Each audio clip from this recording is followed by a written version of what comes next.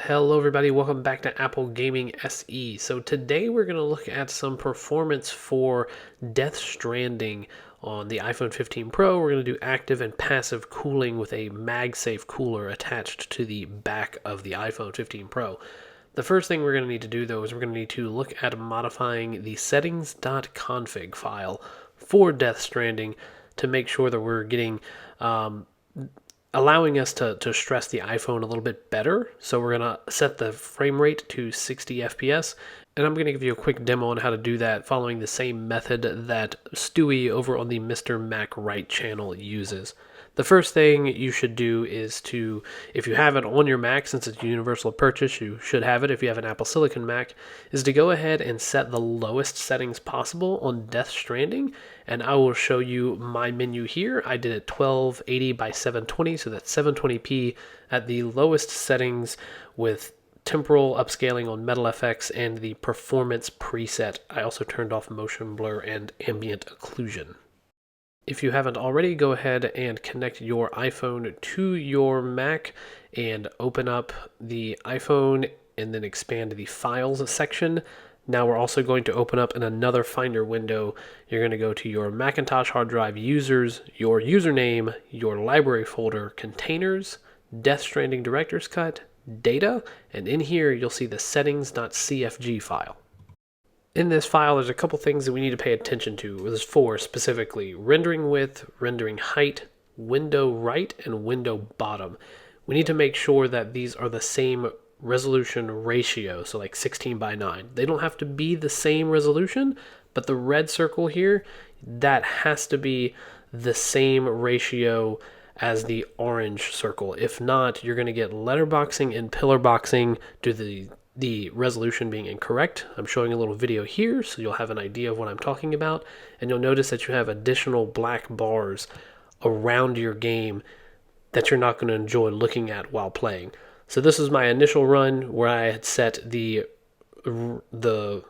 window right and window bottom to the incorrect resolution ratio, and as you can see, it comes out looking really wonky. So just keep that in mind, that these things need to be the same. Probably safest just to go ahead and set them to the same resolution. I don't think it's going to hurt anything on the iPhone because it's only the setting for this app. It's not your entire system. I haven't noticed any other oddities with my iPhone. And if it becomes a problem, you can just delete the settings.cfg file later on your own. And now the only thing we need to do is just click and drag that settings.cfg over to Death Stranding over on our iPhone window. And that's it. You don't have to sync the iPhone. You just have to make sure that Death Stranding is closed and then reopened. If it's not open, you can just go ahead and open the app now, and your settings will take effect immediately. That all being understood, we're now going to look at some performance graphs, and I'll show you some videos as we run through this. So first thing, just to do a little quick housekeeping on this, I'll have a few different runs here. This is where I did my initial run at the wrong resolution. A couple things that I've done, however, is for the core animation for the FPS. That's my primary concern, was to see kind of how fast the game runs. And if you're just looking for the numbers, here they are right here with no cooler attached. And so this is the normal passive iPhone cooling, and this is here with the cooler attached. So same thing here. If you're interested in the stats, here they are. One thing that I had to do for all of these measurements is I had to delete the first entry that was here. It was at 0000.000 and it had 0 FPS. So that was skewing the statistics for the average frame rate and the minimum frames. So because of that, I started my measurement about half a second in, because that's about the first time. That's about as close as I could get it to, like 0.01 was here at 0.59. So I just cut off that first little segment just so that it starts our frame rate at something other than 0 and doesn't skew our averages too much. So this is what we're going to look at here just to explain this a little bit. We have the CPU profiler enabled. This monitors our 4 efficiency cores on the A17 Pro and 2 performance cores.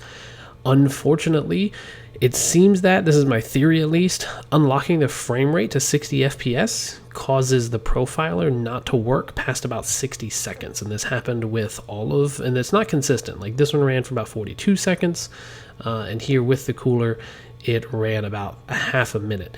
So I'm not sure why the CPU profiler just kind of stops after a short amount of time, but when I did this, when the free CPU was still, or when the frame rate was still locked to 30, it did not stop after this short interval. It actually kept on going.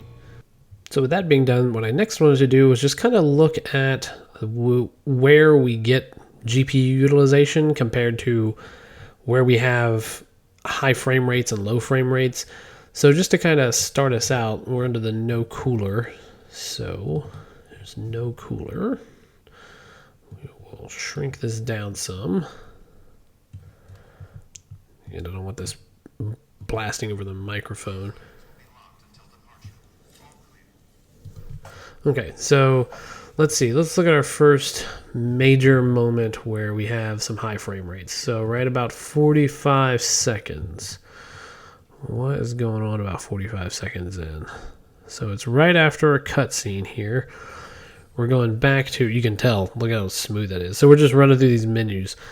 So it's interesting that some of these menus are really high frame rate, while earlier it's not quite as high as the 60 FPS limit. So it stays about 60 until 105. So yeah, right about here. So I save, make some changes to my loadout. Oh, there's a big drop right there. Okay. And then where is, so about here, we see near maximum CPU utilization about 202. 202. And you can see we're still not at maximum GPU utilization here because so much of the open world is occluded by the walls here of the way station.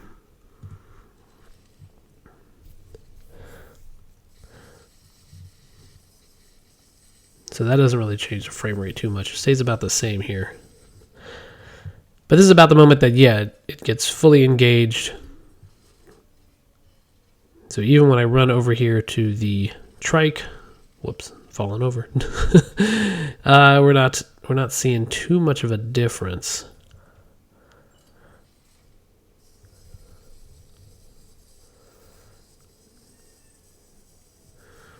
Yes, even though all of that gets fixed. So till about 230, it's about right here. You can see that the frame rates stay in the upper 30s, low 40s. We have one spike into the mid 40s. So looks pretty good. Pretty consistent all the way until about, what is this, 432. Then we kind of get in the, starting about 420, we kind of get in this 40, mid 40s range with a little spike up from there. So what's going on there at 420? Okay, this is where it's doing a transition over to the BTs. So I get to here and the Audra deck goes off is what's happening here. So that's why we're getting a higher frame rate there for a little bit.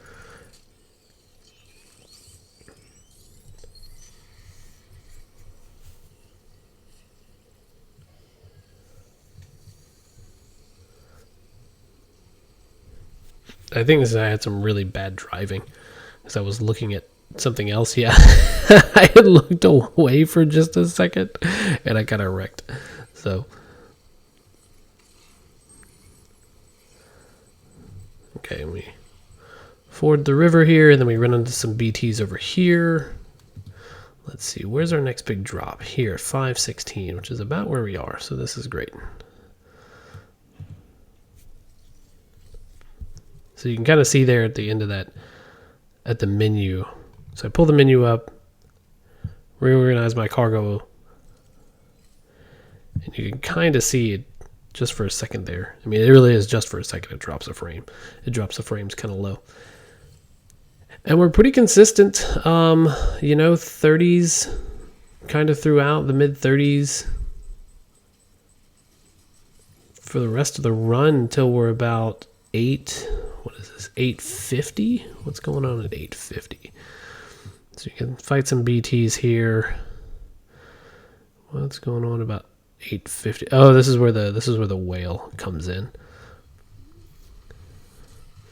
Yeah, I get drug across the river to the island here, and then the whale comes flying up out of the out of the water. I'm throwing some hermetic grenades at it to no effect. I mean, it hits it and it does a little damage, but it's definitely not much. But let's check out the drop. What's the drop here? Because we got a pretty big drop. It's 909. So yeah, the waves are kind of in this section right here. All the wave effects are kind of causing some pretty serious GPU strain, even though the GPU is remaining fully engaged the whole time. So that might be more of a CPU issue there. So 909 to 911.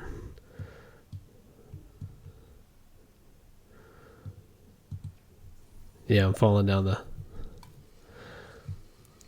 It doesn't look like I drop frames. The frame rate kind of looks the same.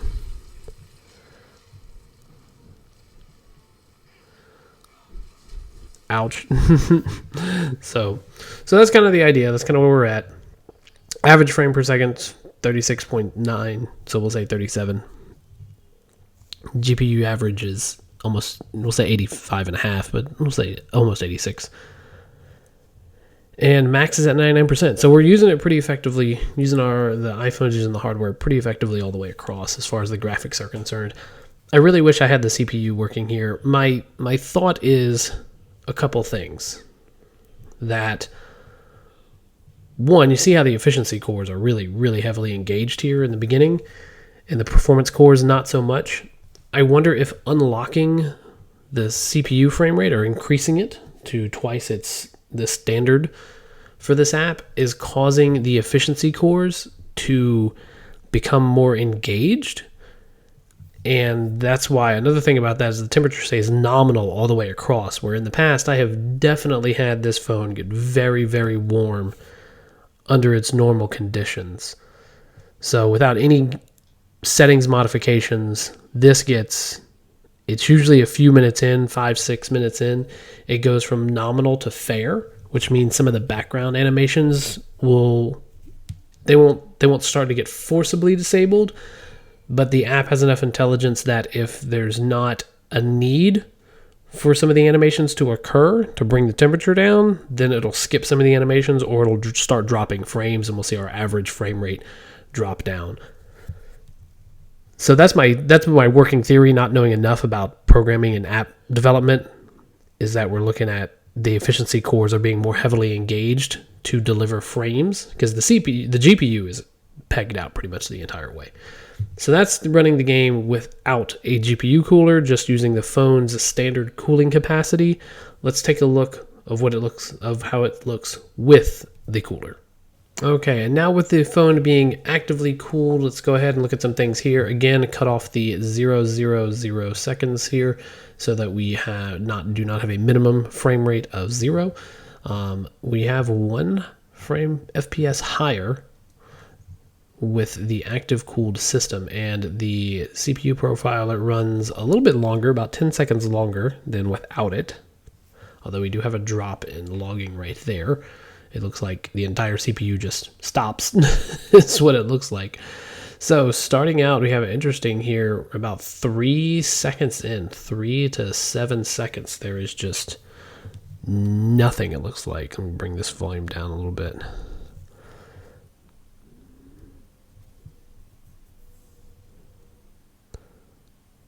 Interesting, I'm not seeing...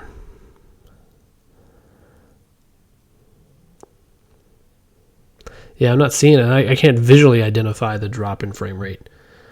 The GPU is not heavily engaged yet, though. It's about halfway up until about the 2 minutes, 13 seconds. It is interesting to note here that the GPU does not really get... Well, it has a segment here. So at 1:36, what's happening there? So I'm loading things onto the trike, kind of optimizing my cargo here. I didn't make a perfect one-to-one run. I was trying to keep it similar, but I don't have a real good means of actually running it one-for-one. I was just pulling off of an old save. And so I'm back outside as before. about 2.5 minutes in. So right around here, again, the GPU gets, this is when it gets fully engaged, when it has to start rendering in and working with the rest of the world at large. Frame time or frame rate still looking at high 30s, 40s, getting into the 50s right through here. This actually looks like it's a little bit, you get more sustained moments of higher performance. I ran this all the way to, 1001. So, are we at 3 minutes in? That was, okay, so that was me looking up at the sky, and it kind of, you get a little bit of a performance bump there statistically. So right about 4 minutes. Yeah, we don't really see a difference there, do we? Doesn't look too different at all. Okay, so let's see. What's our next section that we get a bit of a higher frame rate? 507. 507. Again, this is again where the Audra deck comes out and scans for the BTs. We see a little bit of a frame rate bump there. Okay, and I think that's kind of it. I mean, we kind of get an idea of what's going to happen here is that even with the cooler attached, you're not going to see a whole lot of difference in frame rate. Interestingly, you have about a 0.7 FPS reduction in the average, but GPU utilization is a little bit lower for both max and average. 83 as opposed to 85.5. And 98.7 as opposed to 99.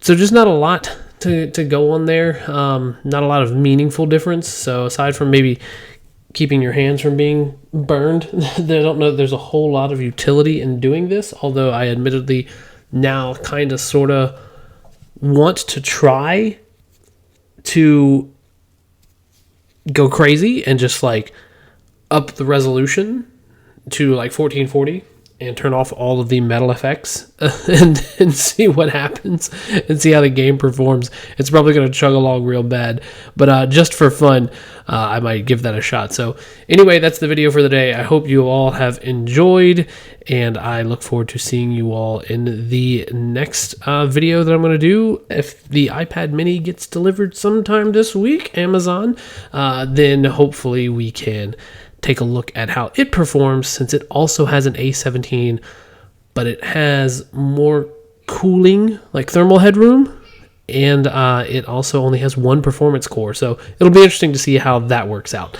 Anyway, thank you everybody. Have yourselves a good day, night, evening, whatever it is, and I look forward to seeing you in the next video. Take care now. Bye-bye.